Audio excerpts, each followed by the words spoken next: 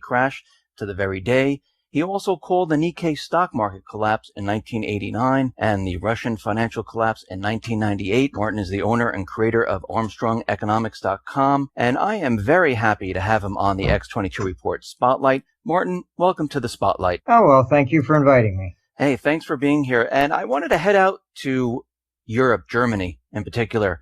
Commerzbank, they're laying off about 9,000 employees, and it's all over the media where Deutsche Bank, it looks like they might be in trouble. Right now, when you look at Deutsche Bank, are they in trouble at this point, or is everything okay with that bank? They're in trouble. I mean, all the European banks, the difference between those and I would say the United States is that in the U.S., the reserves of a bank are effectively only federal debt. So when they created the euro, the problem was there was no federal central debt. So to be politically correct, they all had to have a piece of everybody else. So essentially, as Greece goes down, Portugal, Italy, etc., you're talking about undermining the reserves of the European central, of the central banking system as a whole. So, you have banks that weren't even into derivatives per se in trouble. I mean, like in Italy, etc. So Deutsche Bank was extremely aggressive on the derivative side. They lost a fair chunk of money on the 2007 crisis. And it's been really a progressive decline. They've been, trying to reduce as much as possible. But, Merkel's, staff came out and said, no, there will be no bailout for them. And so, the stock has fallen almost 10% just ever since. So it's really in a serious crisis here, because you have to realize that Deutsche Bank is not only just the biggest bank of Germany, it's effectively the Cadillac of Europe. So it's not looking good. The whole European situation it's just a real disaster. They came to us when they were creating the euro, and I told them flat out right back then. I mean, I've published it. It's over the web, that it would fail. I explained to them that you had to consolidate and create a federal debt. Otherwise, the euro could never compete with the dollar. And they said that they were afraid to do that at the time. They just wanted to get the currency through. That if they started talking about consolidating the debt, it would be seen as a bailout for Greece or Portugal, etc. So they left everybody with their own debt. And that's been really the Achilles heel to the whole thing. They said they would eventually get back to, to consolidating the debt, but they never did. Merkel said she's not going to bail out, but she did say they're going to do whatever they possibly can to save Deutsche Bank. Do you think they would move to doing bail-ins if this bank goes? Well, that is the situation that is the $64 billion question, if not a $1 trillion one. I mean, that's what she did effectively to everybody else. So what you've had the bonds going negative over there on 10 years, etc., because capital assumed that if the euro goes, they would rather have German than Greek or Italian or French, because they thought if the euro collapses, they'll get Deutschmark. Now the question becomes, does Germany blink? And honestly, if you're looking at a bail-in, you're looking at really a major crisis, because Deutsche Bank's the biggest bank in Germany. You're going to destroy the economy. And if she bails it out, then you're going to have everybody bailing out of the bonds, etc., and say, oh my God, maybe I better run to the dollar. So it's not a very good situation over there at all, because they've never addressed the issues of the faulty design of the euro to begin with. I mean, Deutsche Bank has a very large derivative book. Do you think this would be like a chain reaction where it would affect other banks if this bank goes? Derivative book is about 6 times the GDP of Germany as a whole. But, that's kind of like looking at the extreme side. What you really have to look at is really the net. And if it's what nets out on their own book is probably okay. It's the cross bank, if other banks have used it, but you'll end up in the same thing as like Lehman, and they'll start shorting it, things of that nature. So, I don't think it's as great as some of the people have explained, because you really have to look at the net off their books and between the banks. So yes, it could create a contagion, as we saw, coming out of '07. So you mentioned that the EU, they're not doing so well. And we know that, the ECB, there were negative interest rates. They've been buying corporate bonds. I think they're looking to buy equities. What else can they do? I mean, none of this has really helped, has it? Has it really helped the European Union? Zero. I mean, this quantitative easing that everyone assumed, if the Fed did it, this is going to be hyperinflation, etc. It's just false dreams, because how do you get inflation? Inflation comes if the money's in the hands of the consumer. Mm-hmm. Fine, you bailed out the banks, but then look at what the banks did. They went to the Fed and they said, gee, we don't have anything to buy. You should pay us interest directly. Then they created excess reserves. Okay, fine. The Fed, monetized. Okay, but they have almost $3 trillion sitting there in excess reserves. So the money was never put into the system. If the banks had lent it to people, actually done something for the economy, that's one thing, but they didn't. They have hoarded money themselves. And, so everything the Fed did really hasn't been a robust recovery. This is one of the shallowest recoveries ever since. And it's largely because of what the Fed did and what these central banks are doing. I wanted to move here to the United States. You wrote an article about a pension crisis, and many people are out there talking about there's a problem with pensions. They're underfunded. When you say there's a pension crisis, what do you actually mean? Most of your crisis is predominantly in the public sector. Mm-hmm. You have several states that have been lobbying. For example, California, Illinois, New York, and Texas were the leaders in behind the curtain lobbying, effectively that what they want to do is seize all the private pensions, and then the state would manage that because they're broke on the public side. So it's always this Ponzi scheme. Obamacare. What was the real design of Obamacare? They were effectively going to fine any youth who didn't buy it. And they were looking at getting the youth to have to pay premiums for things they don't really need that would then offset the expenses for the other side. So it's always a Ponzi scheme that the government does. It's never an outright program per se. And that's why Obamacare has been failing, because first they put in a fine of $75. You said, well, $75 a year, okay, that's cheaper than $300 a month. Mm-hmm. But you just have these it's partly academics and partly people that are there running government have never worked in the private sector. They don't see it. They think all they have to do is write a law and you must do it.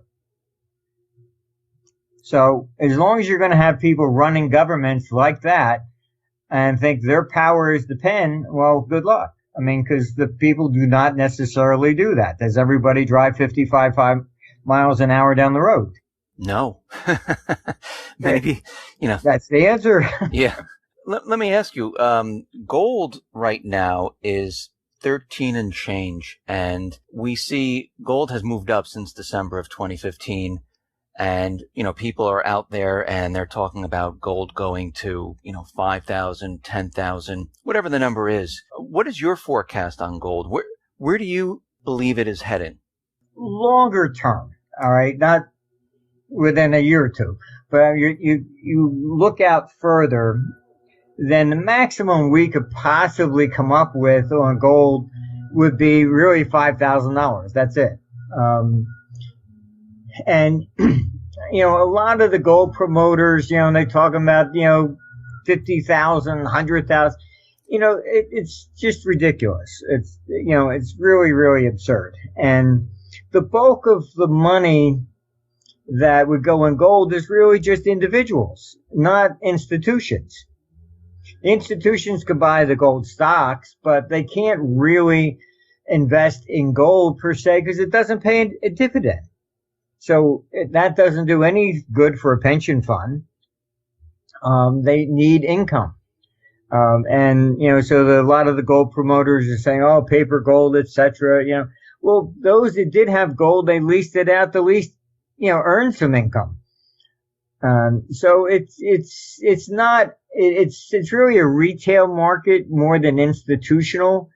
So, gold will go up, but, it begrudgingly, largely because it's, the government has been hunting taxes everywhere. It's really, getting very bad. I know people that were in the, gold refining business and they've quit and gotten out because the government comes in and says they have to document every ounce where it comes from and where it goes to. They're tracking everything. So this is the hunt for money. The governments are just flat outright broke. And instead of reforming anything, it's like, just like, Hillary in a debate last night. What'd she say? Oh, we're going to tax the rich. Okay, if you took all the money from the rich, everything, Bill Gates' money, Soros, all of them, put it all together, it doesn't balance the budget for a year. So, fine, you're talking about, oh, he's worth $60 billion. We're into trillions. So how is taxing the so-called rich going to do anything? The money never gets to the middle class anyhow. It always goes into the politicians' pockets. And, it's just never going to work. So, unfortunately, this is the price of government. It's why Europe isn't recovering. You have a situation there where, fine, they monetize, but then they keep raising taxes. If I say, well, I'll lend you money at 1%, if you can't at least make 2%, you're not going to borrow and pay 1%. It's the difference between the two. It's not the empirical level of interest rates that matter. It's if you can make a profit. If I say I'll give it to you 10 and you think you can double it and make 20, you'll take it at 10. It's funny. You mentioned taxes. And I mean, if we think back to when they went ahead and implemented the income tax, didn't they tell us that they were only going to tax the wealthy? And that tax went to the middle class, then it went to the poor. So that wealth tax most likely will end up hitting the middle class, then the lower middle class, and then everyone will be taxed once again. Well, I'll tell you, I was in Australia. They passed the luxury tax. They pitched it as great, saying that they were going to tax the Ferraris, the fur coats, and the French wine. And everybody cheered, yeah, go get the rich. They passed it. What was in it? All electrical products. So, you went to go buy a TV, suddenly you paid a luxury tax. You bought a clock radio, luxury tax. They always lie. That's just simply the way it is. That is true. So you wrote an article, The Coming Dark Age, and you had many different examples in there about the dark age. Now, when you say we're coming into it or we're in a dark age, what are you talking about? Well, when historically you run into these dark ages where the corruption in government just becomes so pervasive that you can't reform it, and the whole thing just simply collapses. The example I gave, for example, was like on Japan.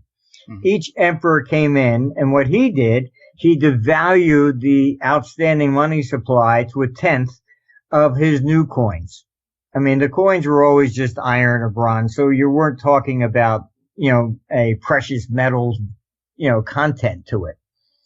And so what happens is that eventually the Japanese realize, hey, the emperor dies, I lose 90% of whatever my savings are. So they started not accepting the coins of their own country. Chinese coins circulated and bags of rice. And eventually what happened was the Japanese government lost the right to even issue coins for 600 years.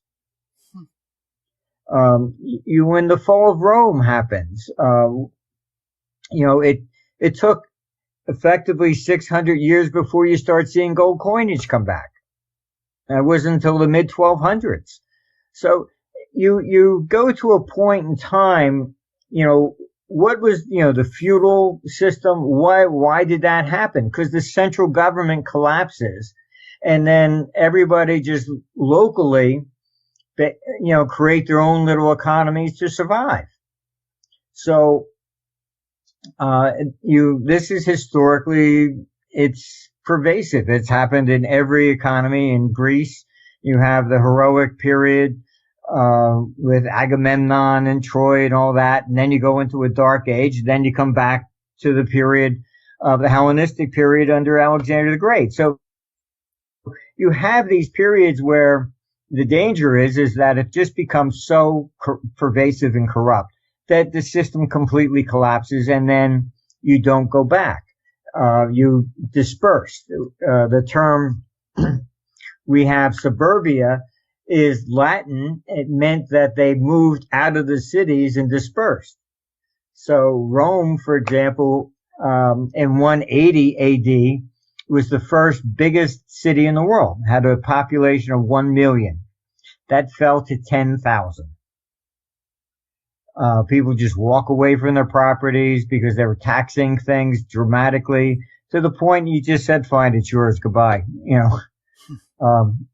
and they leave. And this is what creates a dark age. You lose the central power, the central control, and people then migrate out, and it'd be like the United States, all 50 states breaking up. So do you think what we're entering a dark age, or are we in one? No, there's a risk of this happening by probably 2032 on the other side of that. And it's just that the system has become so corrupt. Why did the founding fathers say no direct taxation, no income tax whatsoever? We had none until 1913. All right. It's because, it's a difference between liberty, and basically just being an economic slave. Everything you do, everything you earn, all right, you have to report to the government. You cannot legally mail more than $25 in the United States. Oh, that's cash. That you can't put cash in a safety deposit box. Read the fine print. That's money laundering. You're hiding money from the government. And they have to know everything you do. If you found $10 on the ground, where'd you get it from? My sister bought a house, and on the mortgage, she had to go through every check that she ever deposited in her account going back like 7 years. And my mother had given her some checks to buy, to pay, reimburse her for medicine or whatever. Every single check had to be explained. What was this for? What was that for? It's getting to be really abusive, and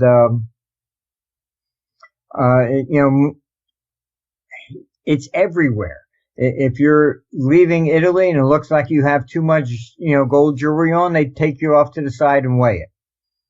I was in Brussels in meetings with the government there, and I hopped on the train to run over for a meeting in London. I was pretty much the only guy in a suit and tie. Everybody else was in jeans and sneaks. I just was running over to get to a hotel so I could get changed. I'm the one pulled over. by the customs in London. I looked at him. I said, what? He says, yeah, you come here. I said, what's the, you know, I said, he says, where'd you buy your ticket? I said, I bought my ticket in Brussels. I said, I'm American. All right. I had to show where I bought the ticket because he was looking, did I really live in London as an American and was coming back and maybe with money? It's just nuts. You take a train from Zurich to Luxembourg. It goes through France. They stop the train and the French have police. They come through looking through everybody's bags, looking for money. They confiscated, $10 million worth of bonds from an Italian who was on a train trying to go to Switzerland. You can't have money anymore. If it's not declared, must be illegal somehow and they're entitled to it. They don't have to prove anything anymore. Do you think this is happening because the system is breaking down and they're trying to get as much as they possibly can? I mean, the United States has FATCA, they have GATCA, and in the beginning of of us talking, you mentioned that they're trying to bring in more and more revenue. They're taxing everything. Do you think this is all part of the system breaking down and they need to go after every single person just to pay the interest on the debts? Yeah, I mean, if you just read Edward Gibbon's Decline and Fall of the Roman Empire, it's exactly the same thing. That's why history repeats. I mean, human nature doesn't change. That's why it repeats. All right. Politicians, from ancient times, they said there's a politician under every rock. That's it. They take your money and they spend it and they squander it. They never give anything really back of any substance. And they just lie like crazy. They're up for sale. I mean, it's amazing. Like, and the press tends to be right in bed with them. I mean, it was the Clinton administration that removed Glass-Steagall. It was the Clinton administration that put in mandatory minimums that, now like up to 40% of black males have been in prison. All right. The Clintons are the ones that made student loans non-dischargeable and gave that to the banks. I mean, yet they stand up and say they were for everybody, other than the bankers. It's just amazing. But I mean, and nobody calls them out on anything, but that's the way it is. So do you think from everything that you've been looking at, are we heading for another crisis? Oh, yes. There's no question about that. We have, what is going to happen is effectively the markets are coiling. All right. Everybody keeps saying, the stock market's going to crash. All right. When the stock market crashes, usually the bond market goes up. Money's got to go someplace. It runs from the stocks, goes to the bonds. Are you really going to take the money and go to the bond market and say, here, government, you can keep 10% just to hold my money? I mean, we've reached the bubble in bond markets. This is it. And so the markets are coiling. You have probably the vast majority of these analysts saying, the stock market's going to crash, whatever. Retail participation's at historic lows. Mm-hmm. How are we going to get a crash like 87 or 2000 or 2007 if the retail public's not there? It's going to go up, not down. Because what will happen is when people finally realize this is really messed up and the danger is on the government side, not the private side, then you flip the other way around. You sell government bonds and you run into equities. Because, that is at least a place to park money. That's what the big money will do. And I had one guy say, you're wrong. S&P is at historic highs at 23. I said, really? In 2000, the dot-com bubble, the PE ratio reached 50. But you know what the historical high was? It was 120. When was that reached? 2009. So you're saying that there's going to be a bond collapse, not an equity collapse. It's the bond markets that are really in serious trouble because you can't go really effectively any lower in rates. And the crisis this develops is that all the pension funds, particularly the public sector funds, are effectively really they're insolvent.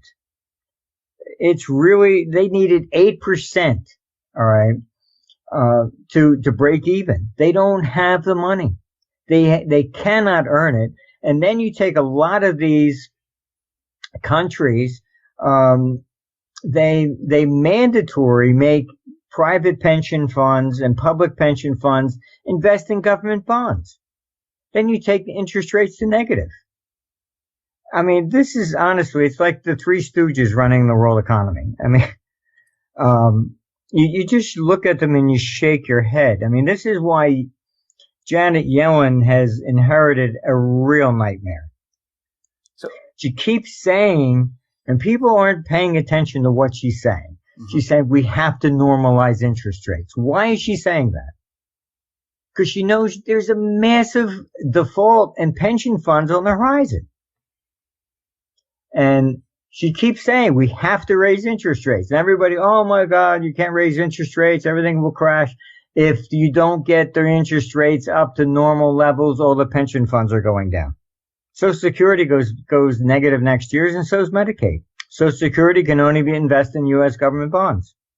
They can't earn enough money to pay out what's owed. When the bond market comes down, like you're saying, how bad is this going to be for like the everyday person? You know, the guy work or the girl working on the street, having a job, having their pension. What's going to happen to those people? Like, what are they going to see?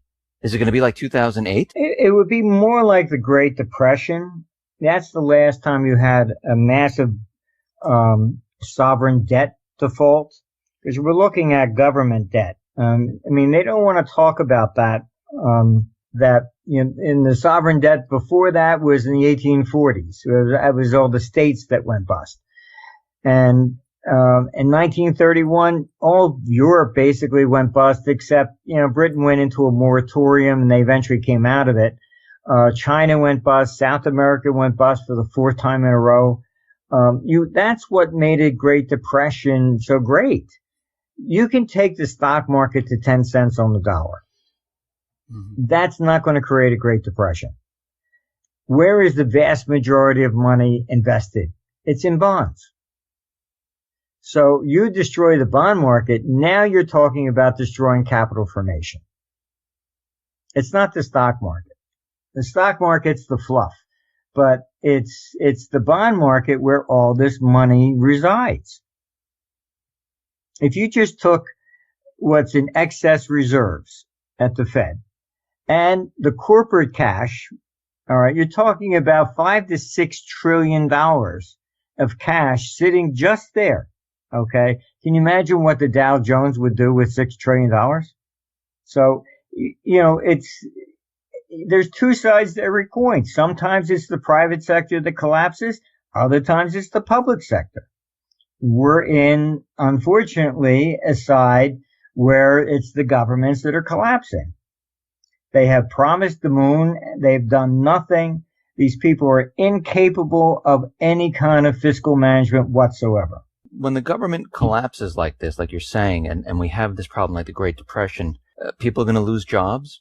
Sure. I mean, it's, job growth is not great right now because taxes are too high.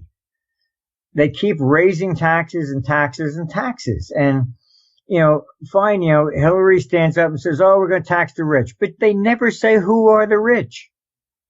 The rich is defined by the tax code as $250,000 household income.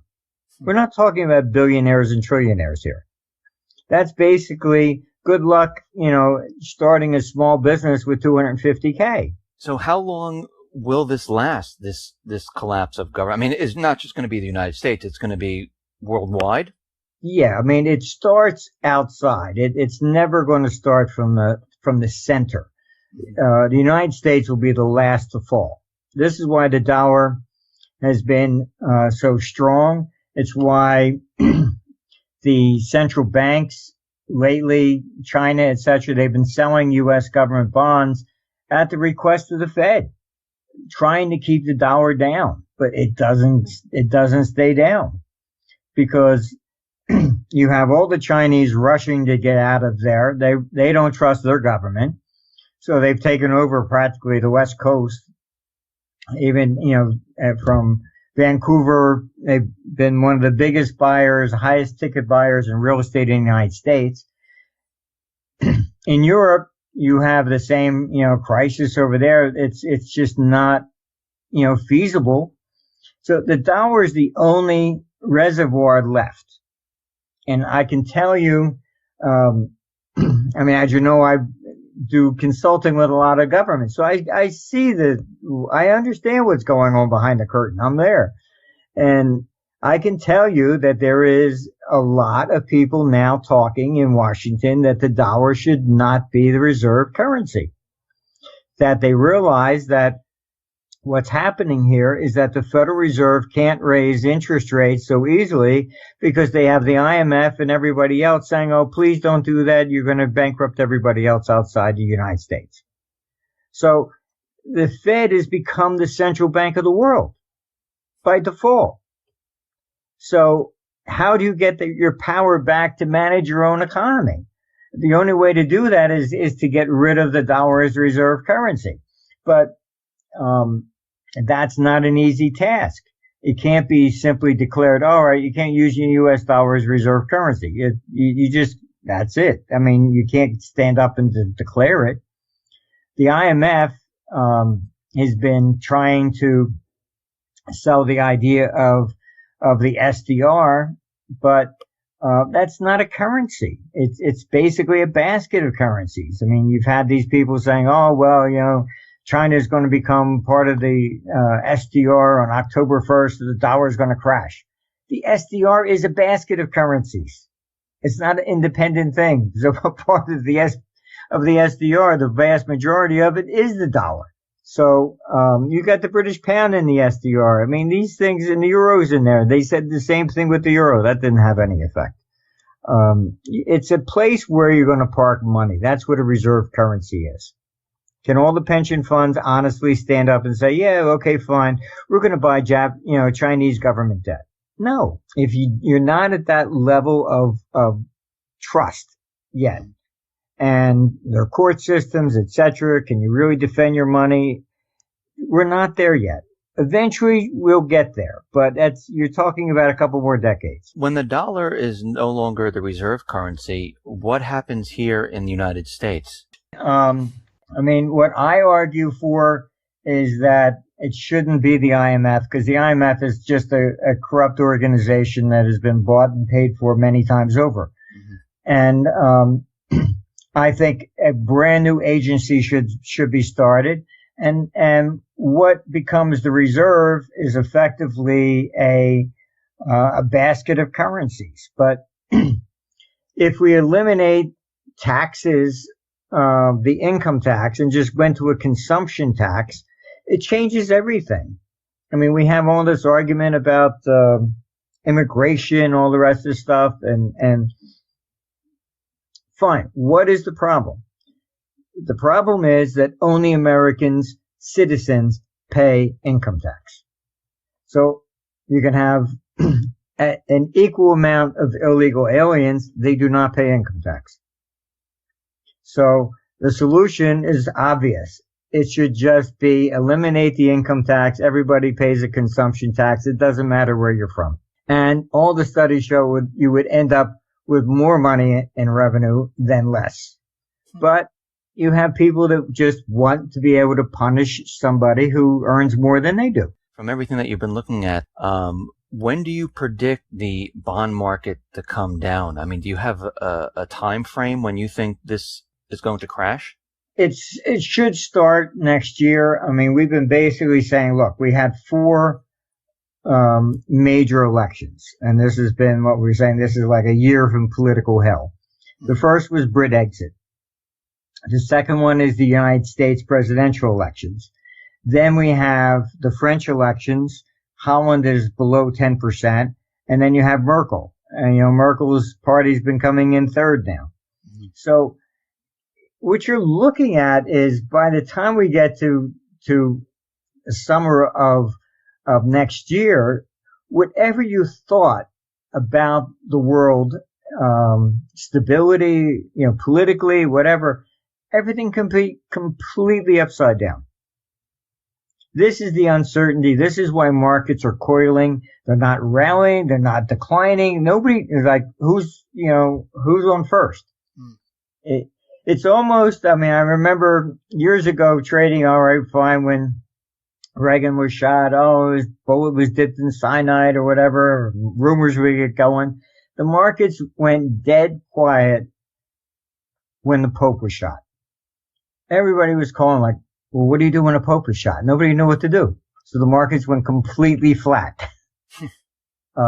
It's kind of like that. It's like, well, what do we do? I don't know. Is if Hillary's elected, are we just going to be nothing but immediate impeachment proceedings and all their emails then come out that they've been holding?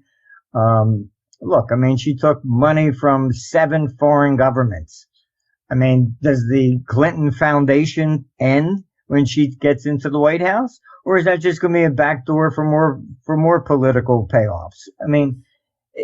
There is just such a quagmire of a mess that we have. Because honestly, who the heck really even wants to run for a head of a government anymore? People that I know that would be really qualified, nobody wants to touch it. They're going to get into, oh, well, you lied to your girlfriend when you were in high school, It's just ridiculous. It's completely ridiculous. So we have people that are not, what's Hillary's qualifications for an economy? 0. Or Merkel or Holland.